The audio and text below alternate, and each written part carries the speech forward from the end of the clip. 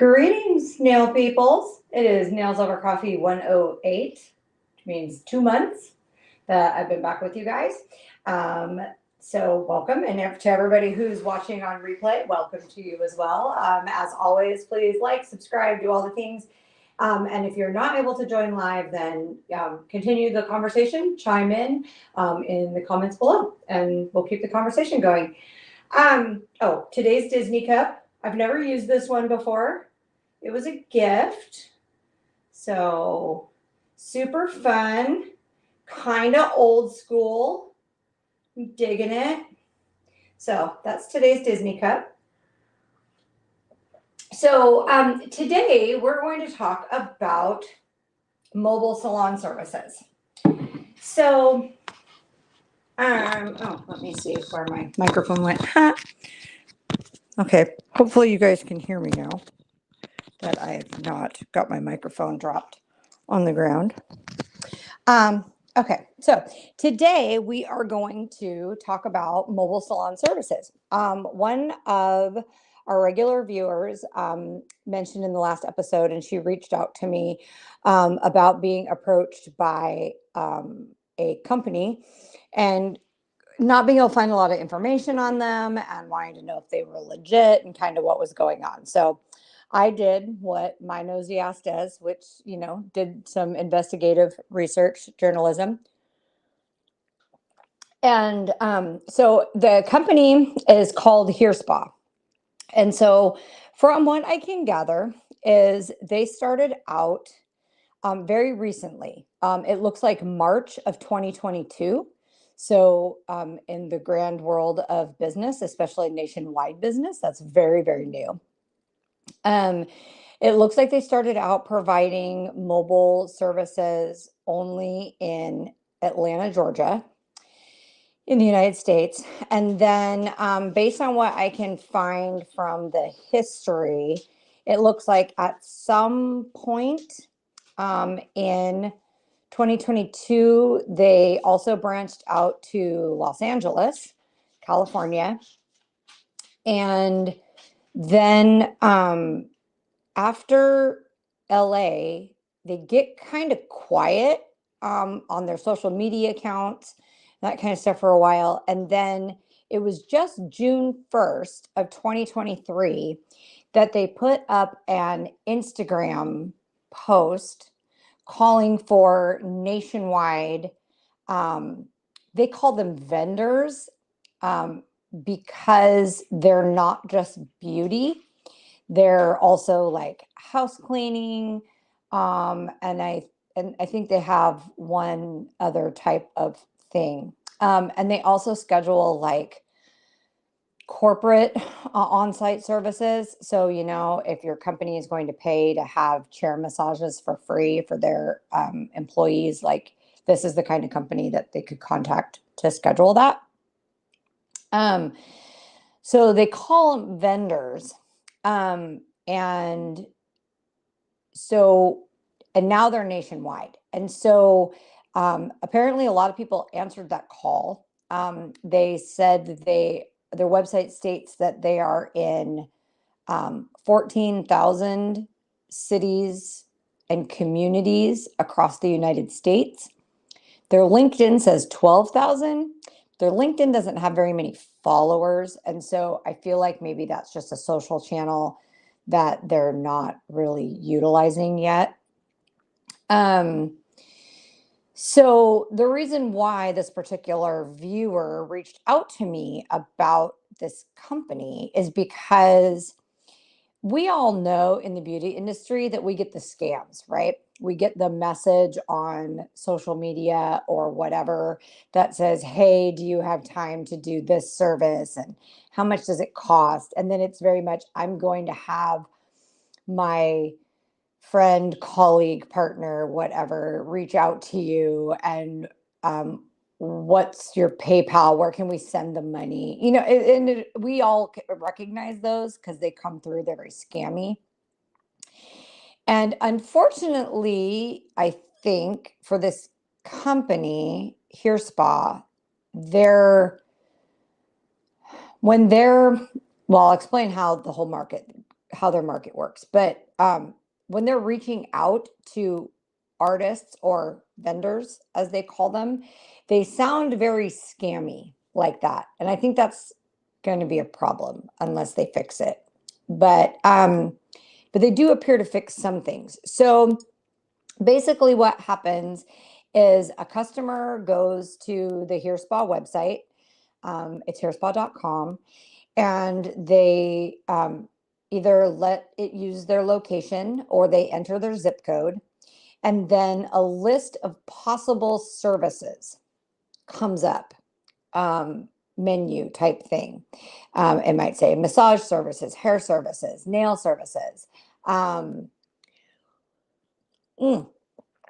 Latrice says, I've had them reach out to me. I have a mobile nail business in LA. Yeah, I think LA, from what I said a minute ago, I think LA was their second market. So that actually doesn't surprise me at all. So, so a customer goes to their website and they pick a service or services, and it has prices and like a menu and stuff like that. And then they pick their appointment time, and they enter in their payment information and that kind of thing. They don't find out who their actual service provider is and confirm their appointment until like 90 minutes before their appointment. So if they're booking like 2 or 3 weeks out, they might not, for like a event or something, they might not know until 90 minutes ahead of time, which in the long run is also going to be a problem, because if people are scheduling like this for events, So I went and searched in my area, and they have for nail services, and they have a pretty extensive offering list, and it's not cheap. It's what somebody would have to charge to pay me my rate and then still have a markup of a profit. So it's not cheap. I think the like cheapest pedicure is like $66, and that's just like the most basic pedicure. And I think it's about the same for gel polish, like maybe like 60 or something like that. So anyway, so then I entered in my viewer's zip code. And who asked the question, and it doesn't say nail services are available when you enter that zip code. And so I think what probably happened, because I've had this happen with other companies before, I think what probably happened is they probably had nail services available in that zip code, like as a default, and they had people schedule. And so then they were trying to find a nail technician who could cover that appointment before they had to cancel it with the client and say, we don't have any service providers available. That's kind of what I'm gathering happened. And then after my regular viewer turned them down a couple times and eventually blocked them, I think, because I've seen the messages, like it did seem kind of spammy, or fake. So now they don't have nail services available in that zip code anymore. So it seems to be legit. It just seems to be really new and maybe not very well run, which those will be the biggest problems in the long run, because it seems kind of like Uber for salon services, massage, house cleaning, on-site group services like retirement homes, hospitals. And there is definitely like a market for all of that, as anybody who's mobile or has ever been mobile knows. But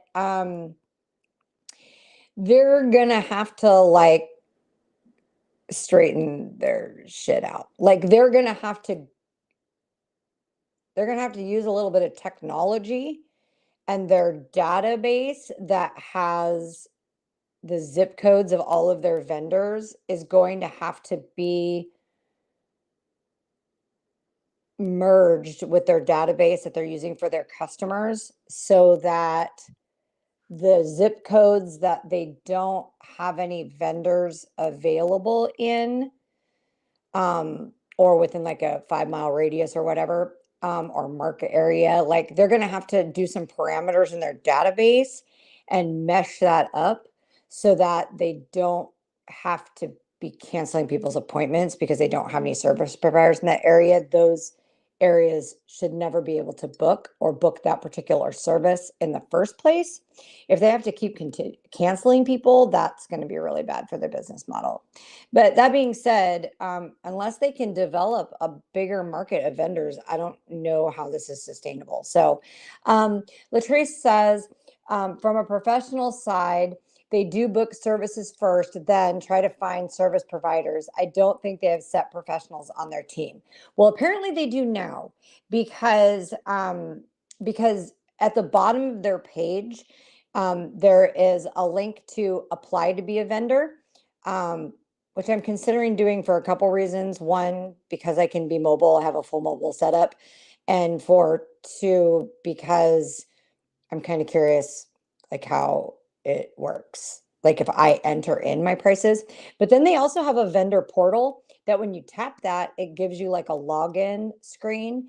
And apparently that's where you've entered your like payment information and that kind of stuff. And that's how they pay you. So I think that right now they're probably functioning, like you just said, Latrice, like more of a referral service than an actual team. But I think what they're building to and what they're trying to do is, like I said, have it be like an Uber. So they just have an established group of people in their busiest locations. And so those kind of things are just kind of happening on their own. So I would be very interested to see, like if I signed up to be a vendor and I put all my stuff in, right? And I give them my price list, and how much I charge for mobile, which we'll get to that in the second part of this video. But and then I'll be interested to see if, just like Uber, we all know, right? You order an Uber or DoorDash or whatever, and you put in the order, and then it Instacart, they're all the same. And then it throws out that job to all the logged in providers, and somebody accepts it, and then they go do it, and then after it's completed they get paid by the platform. And I think that's what they're trying to do with that. Latrice says Priv is like that. Yeah, and there's been a couple other ones, and I did have in the past, like I did a demo, like mini manicure polish event at the stadium close to me, that I was contracted to do because a company found me, reached out, asked if I was available on that day from those times. Let me know what supplies I would need to provide and what the pay was for the event, and is that something I would be interested in? And so it was myself and two other nail techs who ironically didn't know each other, which is kind of weird because I know a lot of people in the area who do nails. So it's kind of odd that it was two people that I didn't know. And then we were just set up at a table in the like entry like area of the stadium, and we were just with some signage up and stuff, and we were just doing mini manicures for this particular organization who was trying to get traffic to their table,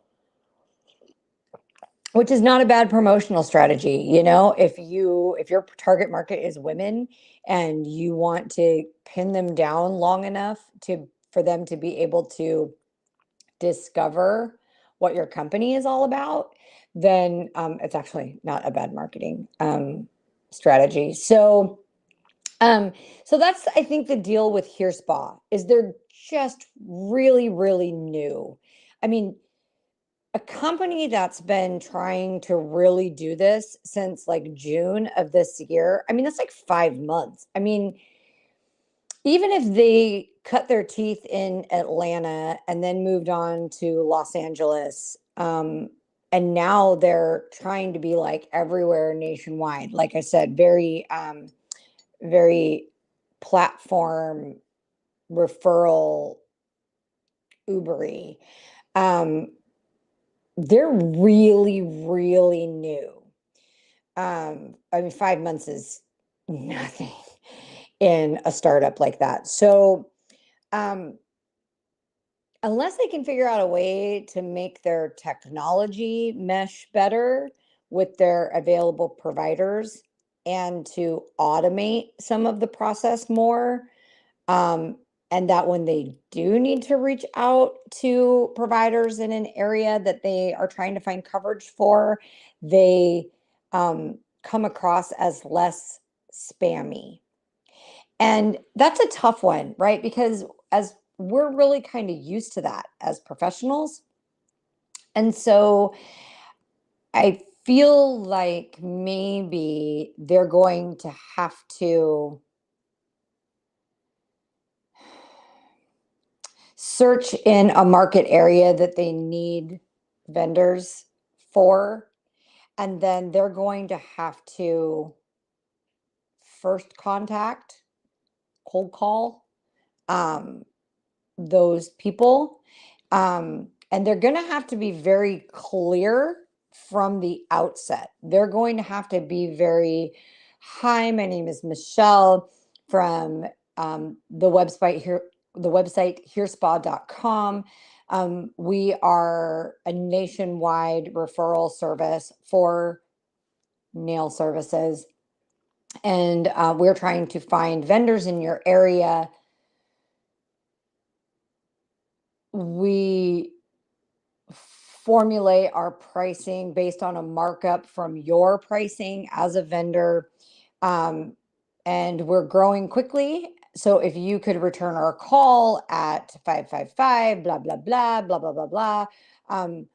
We would love to have an opportunity to talk to you about if you'd be interested in partnering with us. That's what they're going to have to do to not have it be spammy, because the whole a text message that says, do you offer these services and how much do you charge and are you available on this day in this city, is just, we're so used to the scams. Like, you're not going to be able to get partner providers like that until you get really big and your name is like so well known that once they become like, say if this is like 5 years down the road and now they're the Uber of beauty services. Now, if they text somebody and say, hi, this is Michelle from HereSpa. I have a client I'm trying to source a provider for. Are you available on December 7th? Nobody would look at that and go, why? Who are you? I'm not giving my banking information, So I think they're gonna have to work on that a little bit. So talking about mobile services, I know that so I hope that answered your question, Shanna. If you just go to their website, HereSpa.com, and you put in your zip code, which for your zip code, Shanna, it won't say nail services anymore. So you might have to enter a different zip code so that you can see. So I would go to like a zip code of the next like biggest city to you and try entering that zip code. and seeing if they have nail services there and what they offer. Um, so I've been mobile for a while, off and on over the years, and so I'm thinking that I might do that, just to check it out, make some extra cash, you know? Um, Although I do have a salon I'm going to talk to tomorrow about being part-time, but because I would be part-time booth renting at that salon, that would free me up to take mobile appointments the other days. The only thing I hate about mobile is ergonomically, it can be very difficult. So like, I don't mind so much nail services that aren't temperature dependent. So do gel polish or regular polish um, on site's not bad. I have a folding table. Those, I just need an outlet to plug my power strip into, and then I don't have to use an e-file. I literally have a table lamp and maybe my UV lamp, you know?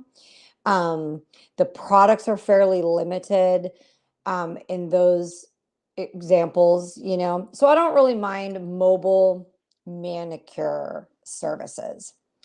Mobile pedicure services, if you're doing a waterless pedicure, is easier. Um,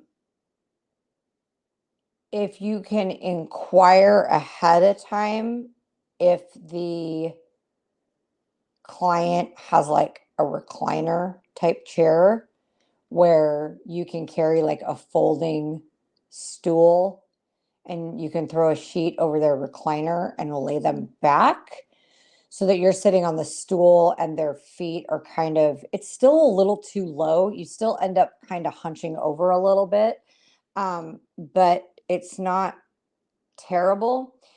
But artificial nail services on site, especially if you're doing something like liquid and powder, trying to go on site and do liquid and powder acrylic is so hard because the temperature, the room temperature, the product temperature from being en route from wherever you live to the site, the if there's a draft across where you set your table up, there's just so many variables to liquid and powder that that's like a nightmare to do on site.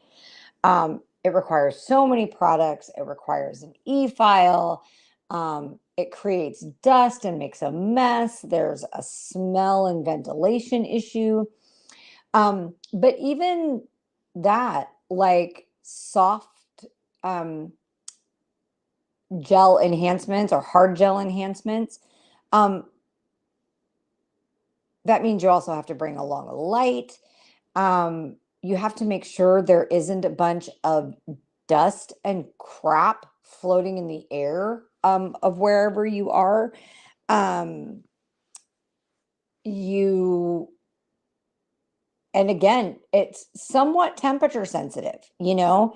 Um, if the gel is kind of cool and you put it on their nail and then you drop it into the light to flash cure, some products you can get a heat spike. So Latrice says, I've been doing mobile nail services for 13 years, spent a lot of money on different kits and tools. I have it set pretty well now, easy in and out, easy-ish on the body. I can share all the stuff I carry. Yeah, you know what? If you could send me a message on the Nails Over Coffee Facebook page, or email me at University of Nail Girl at gmail.com. In fact, I'll put that up here in the comments. And if you could send that to me, um, I did, I was like looking around because I used to use like a suitcase and I was able to strap my table to it. And once they determined what their service was going to be, they couldn't change it. So I didn't have to worry. There we go. So I didn't have to worry about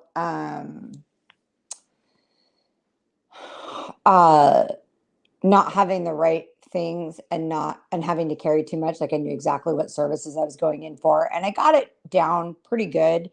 But like I was looking into like those like mobile like makeup artists or cosmetologists like rolling like cases, like the hard-sided cases. But then I saw some soft-sided type cases too. Um, because I'm getting ready to move. Um, like I need to use my suitcase as a suitcase, so I can't use it for mobile services. So I'm going to have to find a different one. And I have found some different setups, and I'd be interested to see think because um, it takes a village, right?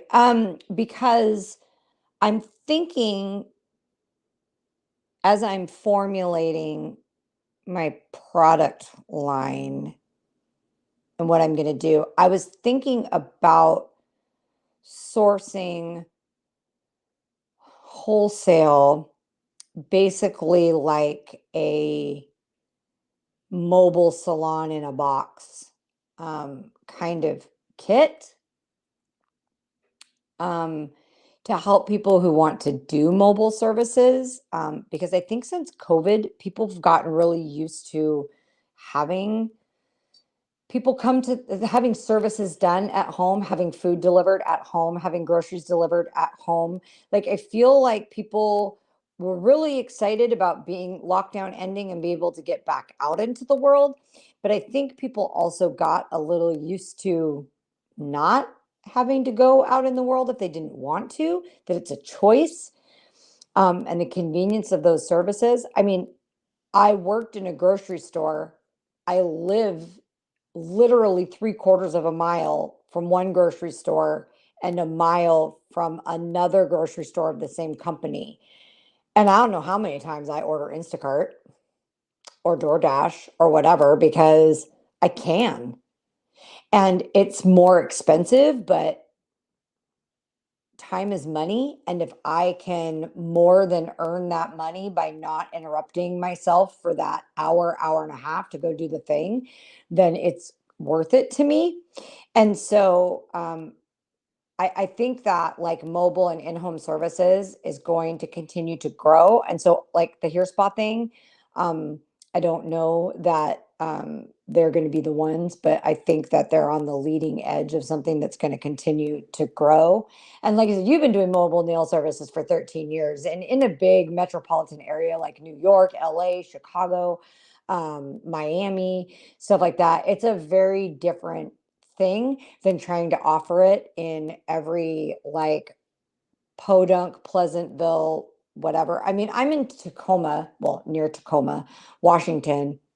So I have the proximity to Seattle and Bellevue, which is why I've gotten approached quite a few times to be able to provide services. But there are services up in Seattle and Bellevue, and that's without traffic. It's a 35 or 40-minute drive. It's about 25 miles. And it's hard for them to pay me enough to justify driving there, setting up, you know. So, on that note, talking about a pricing structure. So, because, I'm the marketing chick, right? And pricing is a part of marketing. So, you have to understand that just like I will pay more for groceries from Instacart than I would if I went into the store. Like I understand that markup is part of the business model. I understand that I'm going to pay a service fee or a delivery fee, which by the way, HereSpa does now have like a member program that gets you, it's like $9.99, $9.99 or something like that. And it gets you It like waives your cancellation window so you can cancel anytime, and it offers priority booking and some stuff like that. But anyway, but so like I'm not an Instacart Plus member anymore, but I was. And so um if I wasn't paying for that service every month, I knew that I was going to have a delivery fee. I knew that I was going to have a service fee. I know that I'm going to have to tip on top of it. So I know that if I got off my ass and drove to the store, $40 is going to be $80 by the time I have it delivered to my house. I know that's a thing. If I can't afford that, then I get off my ass and I drive to the store and I spend $40. And if I can't afford it, then I place my Instacart order and get it dropped off on my doorstep. If I'm not needing it today, if I can schedule it for a future date, then maybe I can go to like a Safeway who has their own in-house delivery service, and pay my $9.99 delivery fee, but I'm not going to be able to get my order for like 2 days. Or the Kroger companies are partnered with Instacart. So if you go to your local banner, for me it's Fred Meyer and QFC, but in other areas it's Kroger or Fry's or Smith's or Ralph's. If you go there and you go to their company app or website and you place your order for delivery, it charges a $9.99 delivery fee unless you're a Boost member. And then your order still gets pushed out to an Instacart shopper who actually shops it and delivers it. So, and now that Instacart offers in-store pricing on Fred Meyer, like I'm not sure. Fred Meyer, Kroger is going to have to figure out that they can't be exclusive with Instacart if they're going to do that, or they need to have their own in-store pickup shoppers shop those orders and then have the Instacart shipped, DoorDash, whoever drivers just literally like basically like pick up on behalf of the customer, like you do for a pickup order for a restaurant. Um, which would be a cool service for like Uber to offer, right? Uber does now, they're dipping their toe in like grocery and stuff like that. That would be a great thing for Uber to do, would be to be able to basically you place your order on the company's website or app, and then it kicks you over to Uber.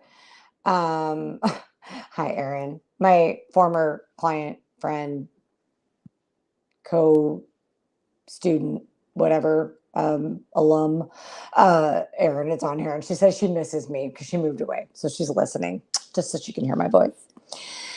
My raspy, very distinctive, I could never be a spy voice gives me away. Anyways, that'd be kind of interesting that then it would kick you over to the Uber like platform, and Uber would just go, the driver would accept it, and they would literally just go to the store and pull up in the pickup spot and do the same pickup check-in that you would do, and the pickup team would bring it out to their car and load it, and then they would drive it to your house, and help you like unload it to your doorstep. That would be very interesting. So, oh, Shannon finally made it, dropping my team off at work. Yeah, you're gonna have to go back to the beginning because I covered it all at the beginning, Shanna, and it's pretty legit, but it's interesting. So, I'm gonna sign up as a vendor just so I can check it out. But anyway, so if you are mobile and you have mobile pricing, you need to kind of figure out, like any pricing structure, like what your overall thing is. I mean, first of all, you need to make sure that you are licensed properly in your state to be able to do that. So in my state, in Washington, you have to have a personal service license. It's exactly like a salon license. except for it licenses you to provide services to a client in their home, office, or other location as designated convenient for the client, which is a loophole so big you could drive an 18-wheel truck through it. Because you could have a salon that might not meet salon requirements, like maybe area of your home or a mobile like RV trailer type thing that might not meet salon licensing requirements. But if you are a personal service operator and that location is what your client deems as appropriate for them. Anyway, I'm not going to go into it too much because I don't want them to change that loophole. I like it just fine. Works out for me. I'm licensed and insured and covered without having to deal with a bunch of the red tape. But you have to make sure that you are licensed in your jurisdiction. So in my state, that requires your operator's license, your general liability insurance, and then you also have to have either a mobile salon license, which has its requirements. Generally, it's done in an RV or a trailer, or your personal service license. Your operator license actually doesn't cover you as a business model. Your salon license would cover you along with your personal service license if you were a salon owner doing the occasional mobile service, like for a wedding party or something like that. But if it's something that was going to be a regular part of your business, they would probably slap you around a little bit if you didn't pay the extra to get a personal service license. Shanna says, Illinois, I know, has a loophole in the licensing that allows you to work from home without a salon license, and Tennessee is similar. Yeah, that's in Washington, it would be that personal service license. That would be the loophole. But like I said, I'm just going to keep quiet about that because I don't want somebody who can affect change to hear this and change that, because I don't want them to change it. Because our salon license rules for home-based salons are actually pretty reasonable. So there's a pretty easy way to kind of work around that. Now that my house is mostly empty, I could probably just license my house for as long as I was here. But since I don't plan on being here for a full year, it seems like a waste of money to do that. Anyway, but make sure that you're pricing. So for people who are in more rural areas, you really have to pick a pricing structure that covers your time and expense for getting to the site that you're going to. So you have to put a lot more thought into your structure to make it worthwhile.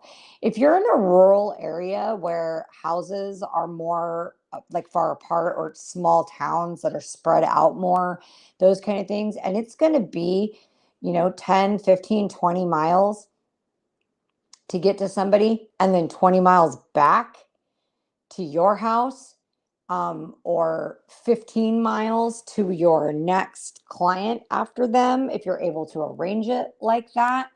You got to figure out how you're making money doing that. And so do you do a per mile structure? Do you do a flat fee based on like a radius type structure? Do you only just do a limited area and it's a flat fee within that limited area and you just don't go outside that limited area, so it doesn't matter? Because I'm in a big metro area, I have always done, and what I think I will continue to do is a diameter type radius. So I'm fairly centrally located in a fairly large city. So it's pretty dense, pretty population dense. So I could do, it's a $10 mobile on-site fee within a 3-mile radius of my house or whatever. And that would be more than enough to cover my gas and my time to get there and back. But then it would have to, be double that if I go out to 5 miles, because then I might hit traffic. I might, now that's going to be 10 miles round trip, which is going to be like a $5 and something mileage deduction for my taxes and stuff, for my cost. So I'd probably have to be like $20 now. It's been a while since I've been a full mobile tech. So that would have to increase over what I used to charge. And I think I'd have to go with a per mile fee beyond the 5 miles, but it has to be significant enough to cover both my gas, fuel charges and my time. If my services are roughly based on a price structure of $60 an hour, for me, to make what I want to earn per hour plus what it costs me to do business, I kind of have just as a rough number, it's more specific for other things. It's like $60 an hour.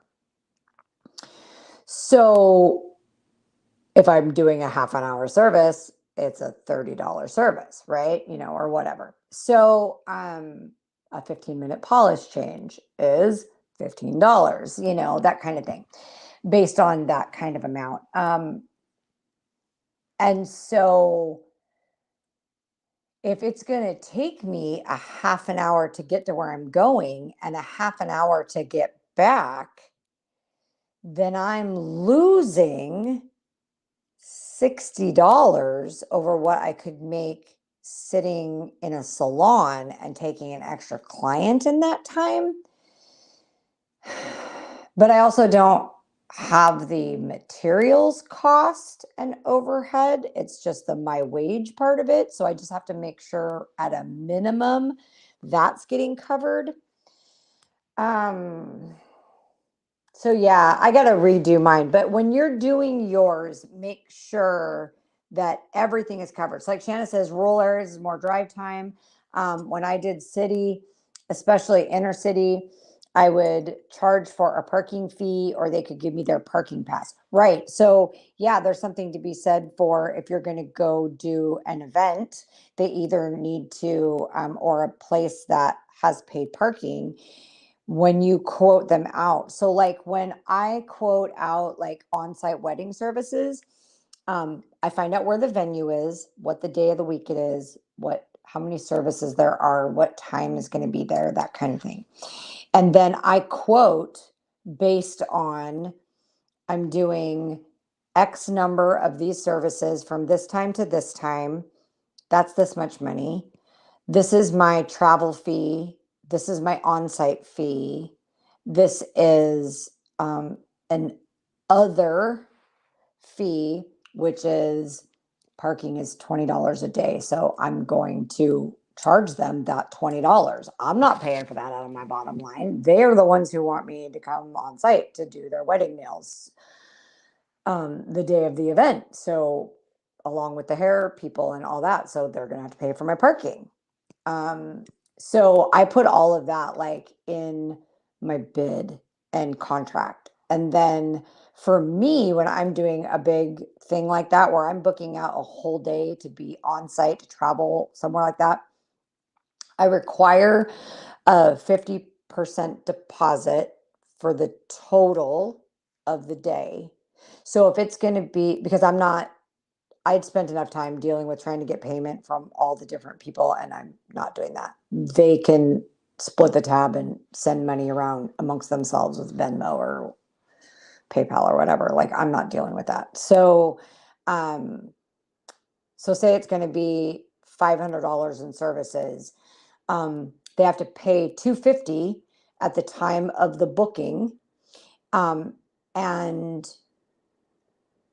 the rest of it is due at the 7-day mark.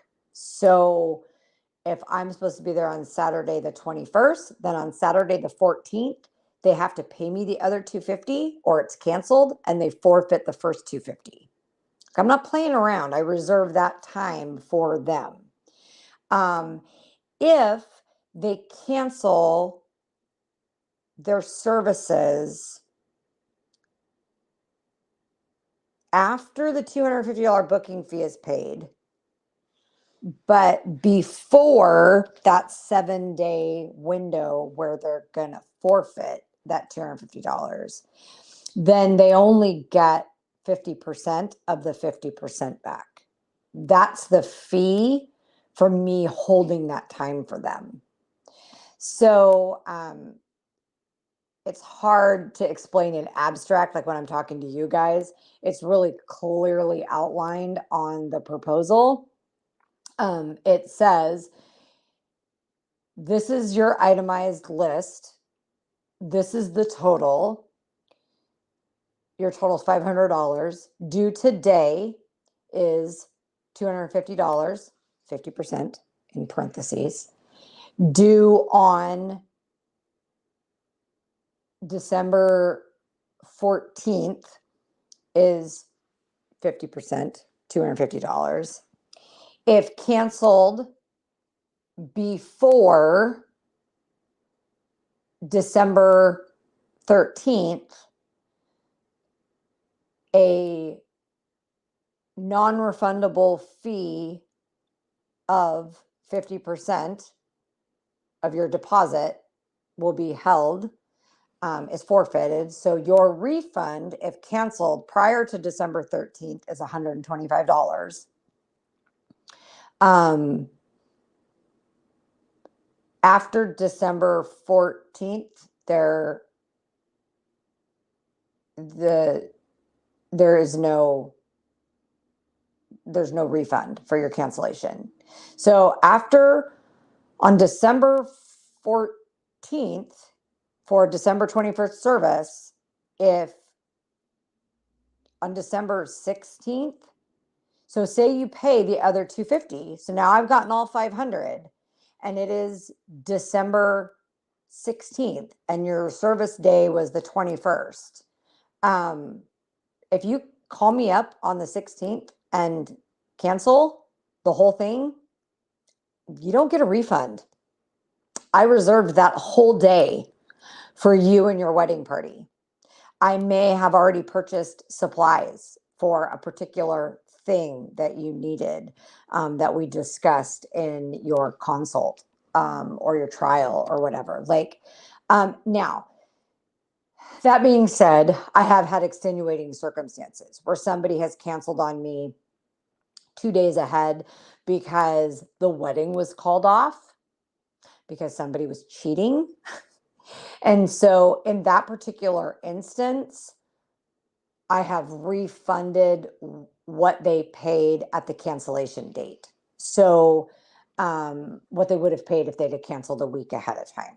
So if their wedding was the 21st and they call me on the 18th in tears because the whole thing has been called off because he was a cheater, and so she had to call off the wedding, and so now they're trying to get their deposits back, and which you hear it all, right?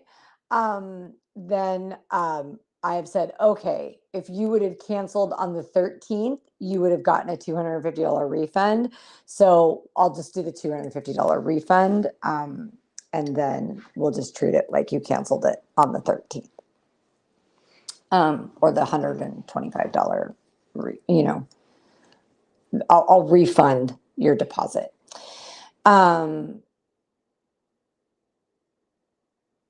So, 50%. But so sometimes I've waived that because there's been an extenuating circumstance. But that's, so If you're going to do mobile services, make sure that you are using what appears to be a reputable source like HereSpa. I'm going to sign up as a vendor um, and check out the whole process and see if it's legit.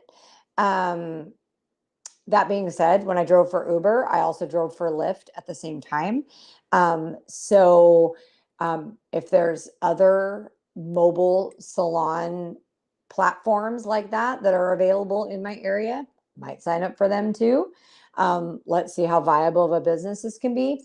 I'll be interested in seeing what your list was, um, because, like I said, I've in my discovery for starting my product line, um, I've discovered some very cool and very affordable things. And I think I could put together like a super affordable, super awesome new nail tech mobile services kit, or a salon, an established salon technician now who wants to be mobile.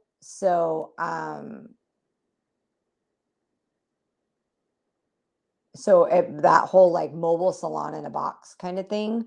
So I'm considering that kind of thing. So I might work out the kinks in that, but my whole thing is going to be affordability for people to use the products I design in a manner that they can get the services done consistently, quality, in a short enough time frame that they can do it, and for low enough cost products that they can actually make a profit, like a living wage, doing what they're doing at a price point that people will actually can afford to pay regularly, routinely, without being rich. So that's kind of my whole thing that I'm working on right now with developing my product line, as I'm trying to find the right products and test out some things and stuff too. So, and decide what I'm gonna sell. Because I originally was gonna do a liquid and powder line because I've always been the acrylic girl. Um, but I don't know that I'm gonna do that. It's a tough industry with the odor now. Um, so I don't know that I'm going to do that. I'm going to try and find a way to do something that is um, equally profitable and still kind of fun to do, but has less odor.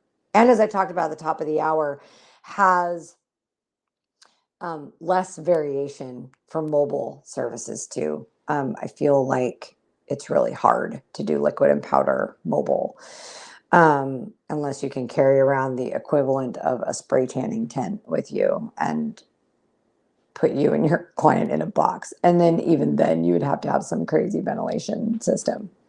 Although I have a ventilation system for my spray tan tent to pull the aerosol out of the air. Because otherwise, at the end of the day, when you blow your nose, it's brown. It's disgusting.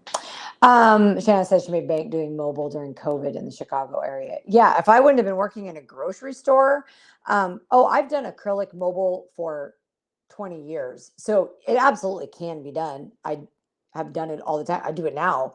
I've done it all the time. It's just not my preference because when you walk into a new, and I talked about this earlier, when you walk into a new client's space for the first time, whether it be their office or their house or whatever, if it's too cold, if you drove there. My biggest thing was always when I was going to do an acrylic full set on site at somebody's house in the wintertime here in Washington.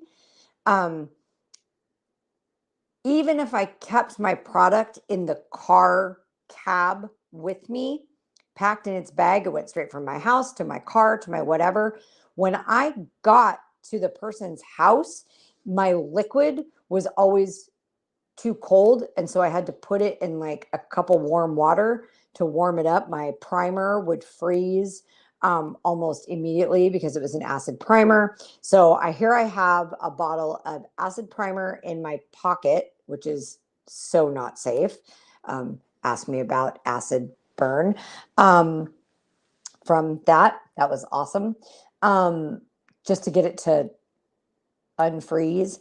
And then if the room temperature, if they turn on the heat, right? They've got the heat turned on at 72. Well, 72 is not very warm if you're coming into it with 55-degree liquid and a little table lamp. And now that 72-degree air is just cranking across your table. So you're surface drying before full polymerization. And anyway, it can just be a real pain in the ass. So it's just not my preference. It's not my preference. But that's why I don't do a mobile on-site acrylic service. My full sets for that start at 75 plus the travel fee plus the distance fee and all that. So it's at least $100 for me to go down the street and take out my shit for a full set of liquid and powder, because my pricing is based on being able to do a full set in an hour, and I might not be able to do a full set in an hour at their house. So I have to book longer because I don't know what the environment's going to be like. Anyway, so keeping all of that in mind when you're setting up your pricing structure for mobile type services. Okay, well, we are at the 1 hour mark. So as always, if you're catching it on replay, please continue to join the conversation in the comments below. Hit like, subscribe, follow, all the things. If you were somebody who was able to pop in here with me today live, thank you for stopping your life and what you're doing and joining in live. And I will be live on Thursday morning at 8 a.m. Pacific time. So that would be 11 a.m. Eastern. That would be because it's not like people internationally celebrate Thanksgiving, but they are able to place Black Friday orders internationally.